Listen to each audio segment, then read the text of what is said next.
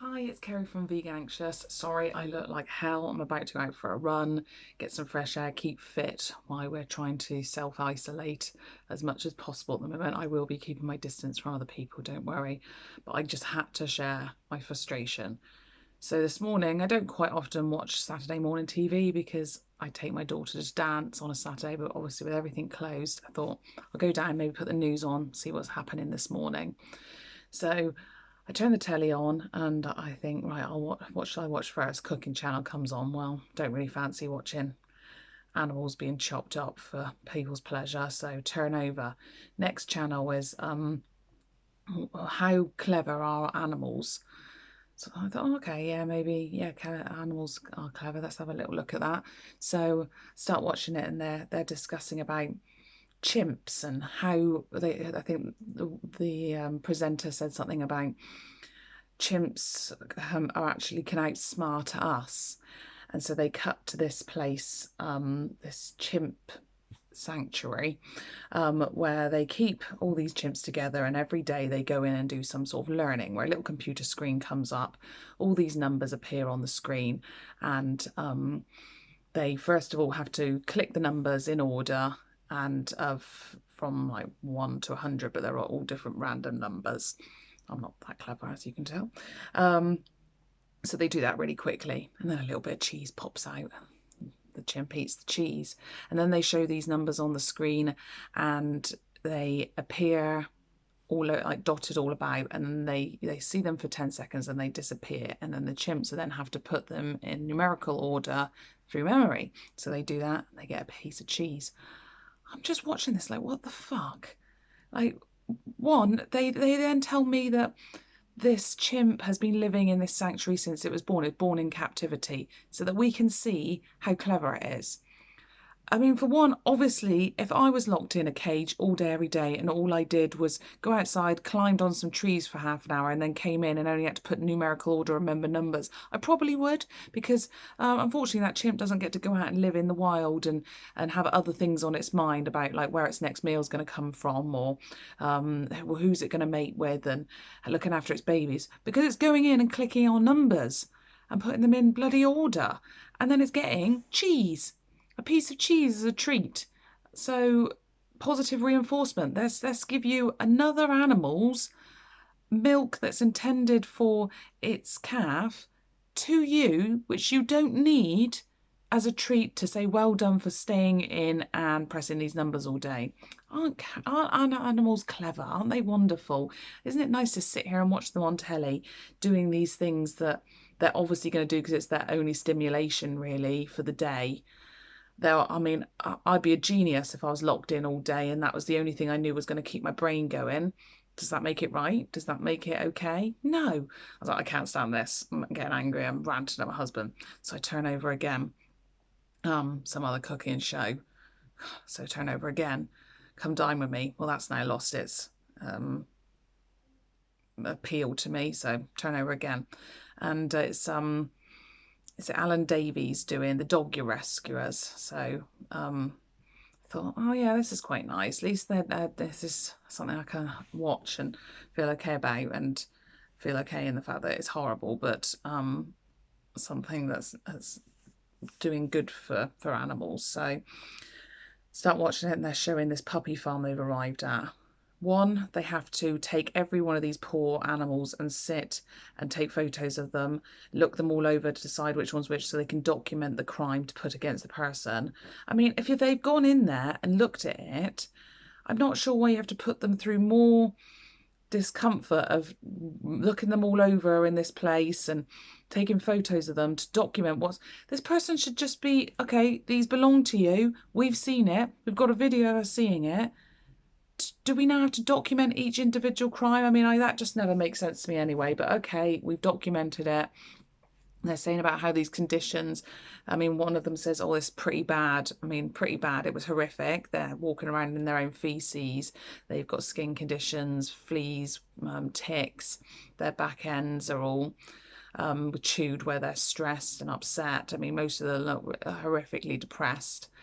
So this guy's obviously feeling good. He's like, it never gets easier seeing this. I'm like, well, no, it doesn't ever get easier seeing this, but you don't mind when you, I mean, I'm not saying, I don't know, he may be vegan, but I find that the RSPCA standards for how we keep our chickens in chicken farms, and the fact that most of them are walking in their own feces on a much larger scale, walking over their own dead. Some of them are so over large that their legs break and they can't make it to anywhere to actually go and get any food, or they fall down the gaps of the holding pens that they're, or like big confinements that are in, so that they just die of starvation. We burn off their beaks so they can't attack each other, and then leave their dead in there for days until we've got time to go and clear them all out so that you can have a fucking chicken nugget. But humans are the lowest of the low because they do this. Why most of you probably go home and order your chicken burger, or go and get your chicken fillets out the freezer. I mean, really, how can we sit there and say these conditions are horrendous? And I think then it started talking about badger baiting. So they send these poor little terriers down to a hole to find these badgers. They have a little thing on their neck, on their collar, to locate them, and then the people come along, dig the hole up, find the badger, knock it out, and then they take it to a field, and then they get bigger dogs to fight it. Horrific, absolutely horrific. Another human enjoyment that's absolutely horrendous. And then, but then you're then saying how awful this is and how terrible this is, but we breed animals specifically for you to take their babies away and steal their milk, and then when they don't provide you with enough milk, you pick them up, put them in a barrel and send them off to be killed because they're not worth anything anymore. But you treat that as two separate things. That's okay, but then it's their choice, these people's choice, to do the badger baiting, and that's not okay. Or how can you say that it's not okay for them? Because what I keep hearing is, it's your choice, it's our choice to eat meat. Well, it's their choice to go and dig up these badgers and let these dogs get attacked and then use them for baiting. So where does that choice end? Who decides which choice is right and which choice is wrong? It doesn't make any sense to me at all about the differences between one person's choice to hurt animals and another person's choice to hurt animals. So I just felt like I really need to have a rant about this at the moment. Other people may be seeing the same things now that we're all stuck at home putting on this absolutely crap TV, and happen to watch that. Use this time to maybe get your voice out there. I mean, I decided this morning that I saw somebody posted on our local buy and sell group, why not start using the ice cream vans to start sending around milk and cheese, bread and toilet roll? Okay, great. So all I said was, well, I would rather see pasta, lentils, rice and toilet roll still, yes please.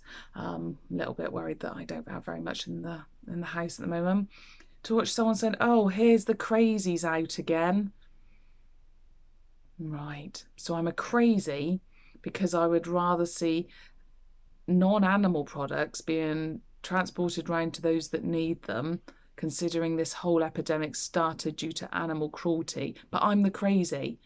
And don't you think it's weird that the government are not looking at where this originated from? Where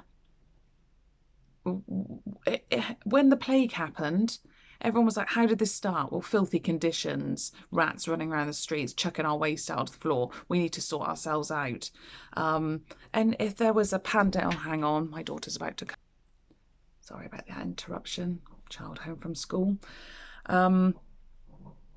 So we're like, oh, I'm now lost where I am. Where were we? Oh, yes. So my screen van. So, and the fact that if this came from like an infected potato, we'd all be like, wow, this potato, we need to now think about what we're doing. Do we need to now think about how we're growing this potato? Do we need to now remove these potatoes and this process that we've decided is causing us this outbreak? But no, because it originated from China and a meat market in Wuhan that we're not 100% sure could have come from like infected chicken from bats that pass along zoonotic viruses, we now decide, oh, we don't want to talk about that, because if we say that our animal abuse and animal practices are wrong, that's going to cost millions and billions and gazillions to put right. So let's not talk about where it came from. Let's just keep talking about how we as a species need to decide we're going to isolate ourselves and stop this. I find it really weird that the government aren't saying this is where it originated from. Maybe we need to look at going forward how we can stop this, seeing as so many of these viruses and outbreaks came from animal conditions and how we slaughter animals for our meat consumption. No, we won't mention that. But nobody finds that weird. Nobody finds it strange that we're not actually discussing how it started. Any other reason, any other way, any other thing that this started with, we'd all be like, right, this is how it started. This needs to stop. But no, we're not discussing it. And then I mention it and I'm a crazy. I mean, I do sound a bit crazy at the moment, the way I'm like, nee. But I expect a lot of you can understand my anger at this moment. So yeah, right now, I just really disappointed with the human race. Disappointed on the more I see, the more now I've opened my eyes and see how the things we're showing on TV. We're still going to make this nice chicken fish paella on TV Saturday morning, even though we're all sat here on Saturday morning having to watch this tripe because of the fact that this is where it came from in the beginning, because of our view on animals and how they should be treated. Absolute joke. Anyway, so from the crazy, take care of yourself, everybody. I hope you're rethinking your processes if you're not a vegan, and if you are a vegan, you're reaffirming your belief in why you're vegan. Thank you.